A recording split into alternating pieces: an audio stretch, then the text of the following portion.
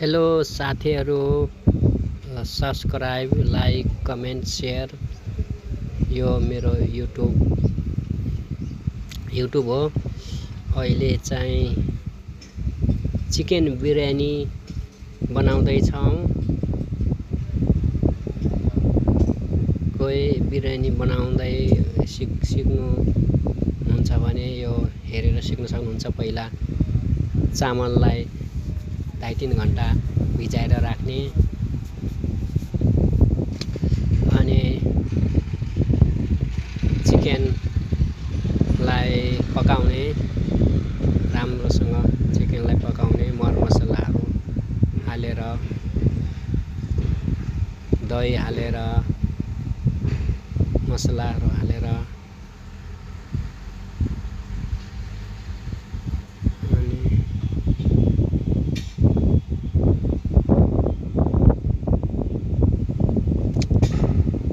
Chicken पाक्दैछ। यतातिर चामल भिजाइराखेको छ। यतातिर चाहिँ अब चामललाई उम्लेको पानीमा हाल्नको लागि रेडी हुँदैछ।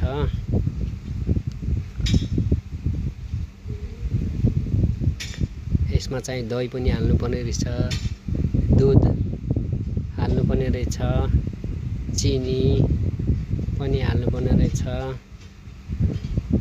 यो नुन हालिराखेको छ यो उम्लिन लागेको पानीमा। यो पानी उम्लेपछि चामल हालिन्छ। यो चिकन पाकिसकेको छ। अब यसलाई निकाल्दैछौँ। अनि यो चिकन निकालिसकेपछि यसको यो मसलावाला यो करीलाई एकातिर राखिन्छ, तेललाई एकातिर निकालिन्छ। यो हल्का पानी पनि हालेको छ, हल्का पानी पनि हालेर पकाउँदैछ। यता चामल हालिसक्यो यो उम्लेको पानीमा। यो पानीमा यो के ल्वाङ सुकेल पनि हालेको छ। अब यो तेल माथिको तेल अर्को भाँडोमा राख्दैछ। यो मसला अनि तलको मसला चाहिँ छुट्टै राख्छ।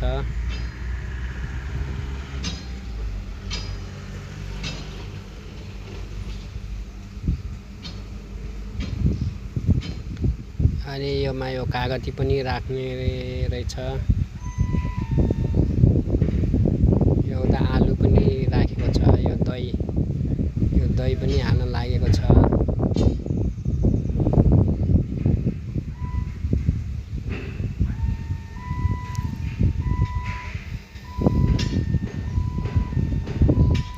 दही काटेर हाल्दैछ।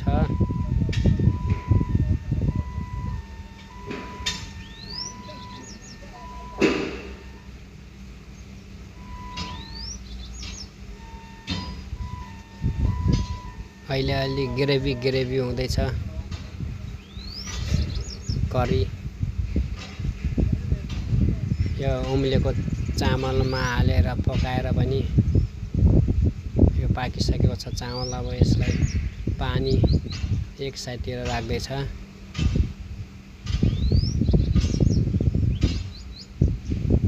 अब यो भाँडोमा फेरि हल्का तेल राखेर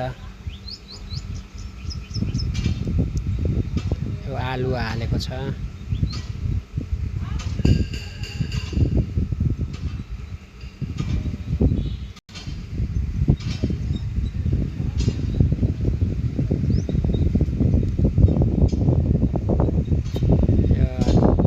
चिकन पिस राख्दैछ।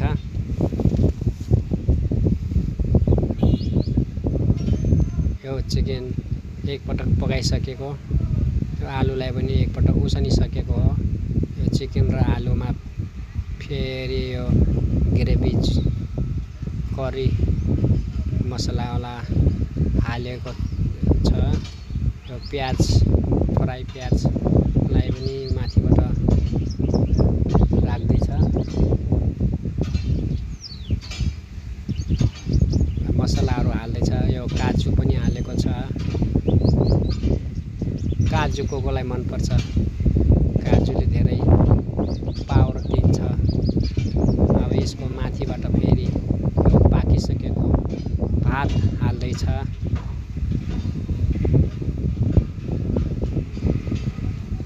माथिबाट फेरि काजु राखिदिएको छ हल्का। यो चाहिँ यो फेरि अब हल्का कलर यसो यो राम्रो देखिनको लागि हल्का हल्का कलर राखेको छ। कलर राख्दैछ हल्का राम्रो देखाउनको लागि।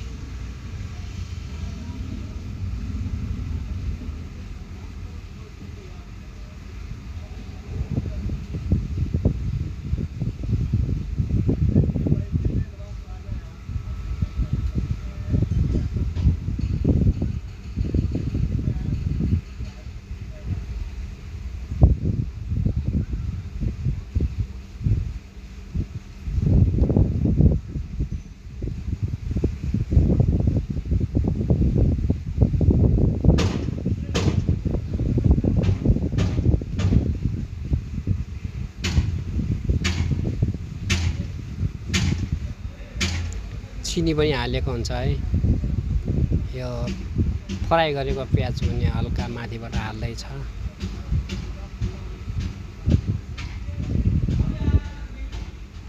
यो सब हालिसकेर अनि यो फेरि अब ढाकिराखेको छ। ढाक्दैछ फेरि यसलाई एकचोटि फेरि पकाउँदैछ ग्यासमा।